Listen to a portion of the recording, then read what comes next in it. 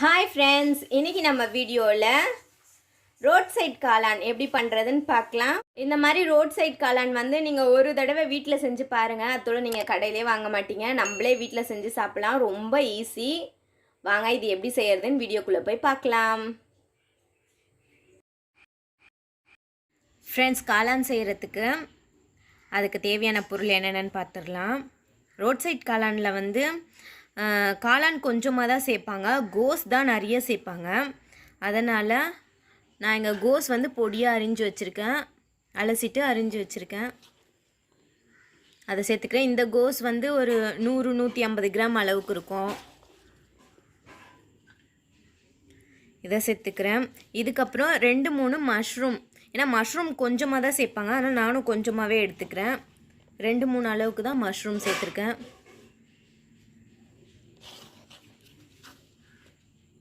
அதுக்கப்புறம் ஒரு பெரிய வெங்காயம் நறுக்கி வச்சுருக்கேன், அதையும் சேர்த்துக்கலாம்.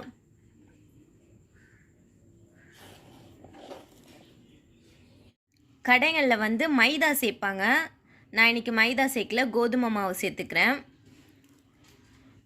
கோதுமை மாவு ஒரு 4 ஸ்பூன் அளவுக்கு சேர்த்துக்கலாம்.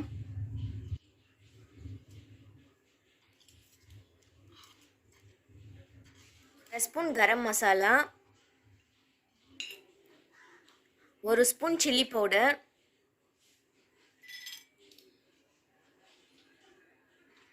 உப்பு தேவையான அளவு போட்டுக்கோங்க. இப்போ இந்த மசாலாவுக்கு என்ன தேவையோ அந்த அளவுக்கு போட்டுக்கோங்க, உங்கள் சால்ட்டு டேஸ்ட்டு பொறுத்து.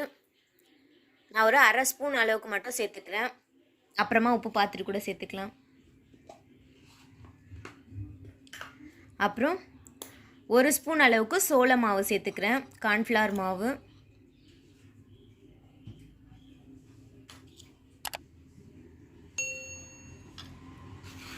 அரை ஸ்பூன் அளவுக்கு இஞ்சி பூண்டு விழுது.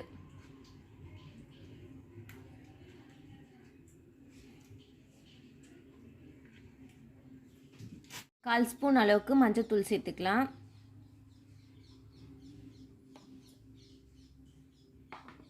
அவ்வளோதான், எல்லாம் சேர்க்க வேண்டியதெல்லாம் சேர்த்தாச்சு.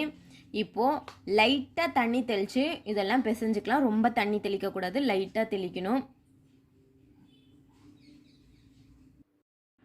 லைட்டாக கையில் தண்ணி தெளித்து நல்லா பிசைஞ்சிக்கலாம், ரொம்ப ஊற்றிடக்கூடாது.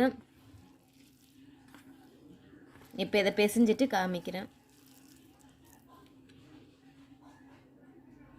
மாவில் கொஞ்சம் கொஞ்சமாக தண்ணி தெளித்து இந்த பதம் அளவுக்கு பிசைஞ்சு எடுத்துக்கோங்க. இப்போ அடுப்பில் ஒரு கடாயில் எண்ணெய் ஊற்றி வச்சுருக்கோம், இது நல்லா காயட்டும். காஞ்ச உடனே இந்த மாவு பிசைஞ்சு வச்சுருக்கோம் இல்லையா, கோஸ் மாவுலாம் போட்டு பிசைஞ்சு வச்சுருக்கோம், இது ஒரு பக்கோடா மாதிரி சுட்டி எடுத்துடலாம். கொஞ்சம் கொஞ்சமாக உருண்டையாக போட்டு சுட்டி எடுத்துடலாம்.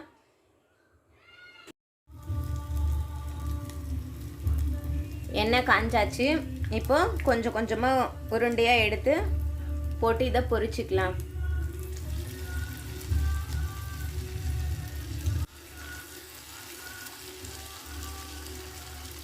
ஒரு பக்கம் பொரிஞ்சாச்சு, இப்போ அடுத்த பக்கம் திருப்பி போட்டுக்கலாம்.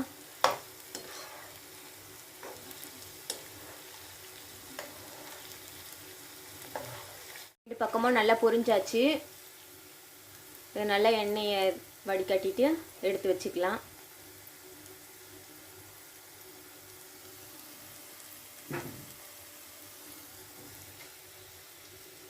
இப்போது அடுத்த பேட்ச் சேர்த்துக்கலாம். அடுப்பை மீடியம்லேயே வைங்க, ஃபாஸ்ட்டாக வச்சிங்கன்னா தீஞ்சிரும்.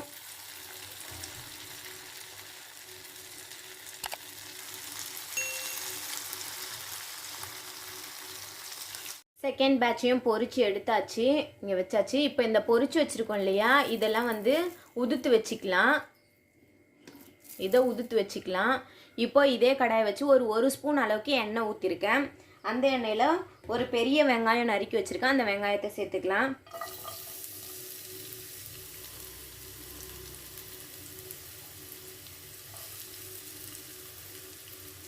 இப்போ இந்த வெங்காயம் கூடவே நான் ஒரு 1/4 ஸ்பூன் அளவுக்கு உப்பு சேர்த்துக்கிறேன். ஏன்னா பக்கோடாவில் உப்பு பார்த்துக்கோங்க, ஏன்னா அதுலேயும் உப்பு போட்டிருக்கோம், எனக்கு அதில் உப்பு கரெக்டாக இருக்குது. இப்போ இந்த வெங்காயத்துக்கு மட்டும் கொஞ்சமாக உப்பு சேர்த்துக்கிறேன்.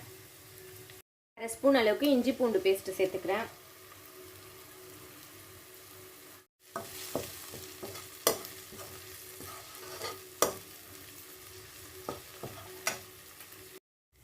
இப்போது பொடி ஐட்டம்ஸ்லாம் சேர்த்துலாம். அதில் சேர்த்த அதே ஐட்டம்ஸ் தான், ஆனால் அளவு கம்மி. 1/2 ஸ்பூன் மிளகாய்த்தூள், 1/4 ஸ்பூன் மஞ்சள் பொடி, 1/4 ஸ்பூன் அளவுக்கு கரம் மசாலா,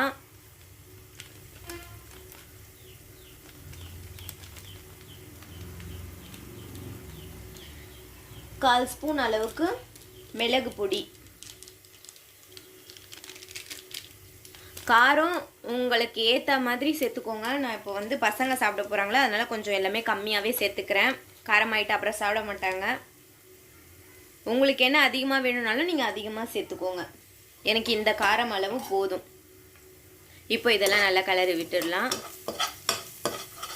ஸ்பூன் அளவுக்கு டொமேட்டோ சாஸ் எடுத்து வச்சுருக்கேன், அது சேர்த்துக்கோங்க. உங்கள் வீட்டில் டொமேட்டோ சாஸ் இல்லைன்னா பரவாயில்ல, ஒன்றும் பிரச்சனை இல்லை. ஒரு தக்காளியை அரைச்சி சேர்த்துக்கோங்க. மிக்ஸி ஜாரில் போட்டு நல்லா அரைச்சிட்டு அதை இந்த வெங்காயம் வதங்கும் போதே அது கூட சேர்த்து நல்லா வதக்கிக்கோங்க. நான் இப்போது சாஸ் சேர்த்துக்கிறேன்.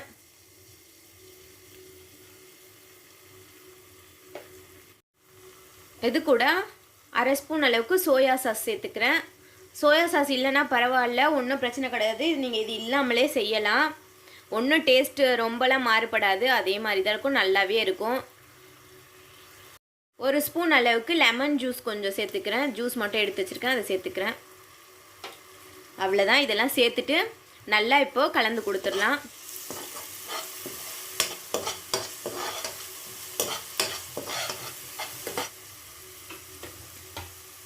இந்த மசாலா ஒரு நிமிஷம் அளவு இருக்கட்டும்.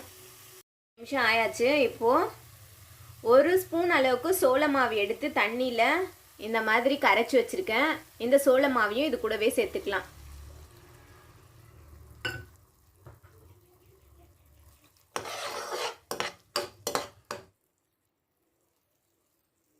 இது ஒரு நிமிஷம் இருக்கட்டும். 1 நிமிஷம் ஆகிடுச்சு.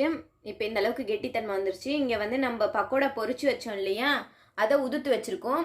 அதையும் எடுத்து இப்போ இந்த மசாலா கூடவே சேர்த்துக்கலாம்.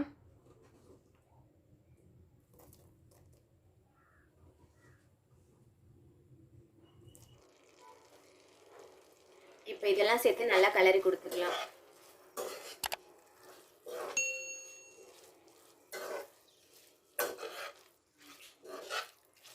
ஒரு 2 நிமிஷம் ரொம்ப சிம்மில் வச்சு 2 நிமிஷம் இப்படியே கலரி விட்டுட்டுருங்க, நல்லா கலந்துடும். உப்பு காரம் பார்த்துக்கோங்க. சால்ட் பத்தலைன்னா கொஞ்சம் சேர்த்துக்கோங்க. காரத்துக்கு கொஞ்சம் மிளகு தூள் சேர்த்துக்கோங்க. சோள மாவில் தண்ணி கரைச்சி ஊற்றிட்ட பிறகு உங்களுக்கு கெட்டியாக இருக்கிற மாதிரி ஃபீல் பண்ணிங்கன்னா இன்னும் கொஞ்சம் தண்ணி ஊற்றி கூட கலரிக்கோங்க. நீங்கள் காளானுக்கு எதிர்பார்க்குற கன்சிஸ்டன்சி வர வரைக்கும் அந்த மாதிரி தண்ணி ஊற்றி கலக்கிக்கோங்க. எனக்கு இந்த அளவுக்கு ஓகே.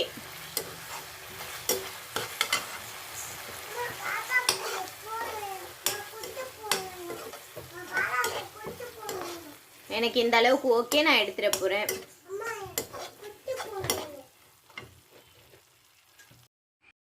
பாப்பா என்ன சாப்பிட்றீங்க? காளான். காளான் எங்கே விற்கும்? கடையில். ஆனால் இன்னைக்கு நம்ம வீட்டிலேயே செஞ்சிருக்கோம். சரி, சாப்பிட்டு எப்படி இருக்கு சொல்லுங்க.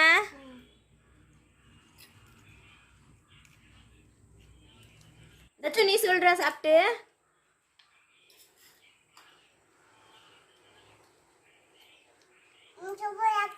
சூப்பரா இருக்கா? டன்னா? சரி, நீ உனக்கு நல்லா இருக்கா? உப்பு காரெல்லாம் கரெக்டா இருக்கா? டேஸ்டா இருக்கு. உப்பு காரெல்லாம் கரெக்டா இருக்கு.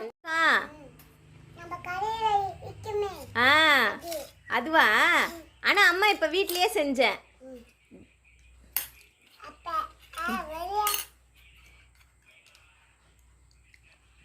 சரி, நம்ம வீடியோ பிடிச்சிருந்தா ஷேர் பண்ணுங்க, நோட் பண்ணுங்க. நம்ம வீடியோக்குள்ள போலாம். லைக் பண்ணுங்க, ஷேர் பண்ணுங்க, சப்ஸ்கிரைப் பண்ணுங்க. நம்ம சேனல் பிடிச்சிருந்துன்னா லைக் பண்ணுங்க, ஷேர் பண்ணுங்க, சப்ஸ்கிரைப் பண்ணுங்க. பாய். நம்ம சேனல் எவ்வளோ நேரம் பார்த்ததுக்கு தேங்க்யூ. நன்றி. பாய். நன்றி. Okay bye. Okay bye. வேற வீடியோவில் சந்திப்போம்.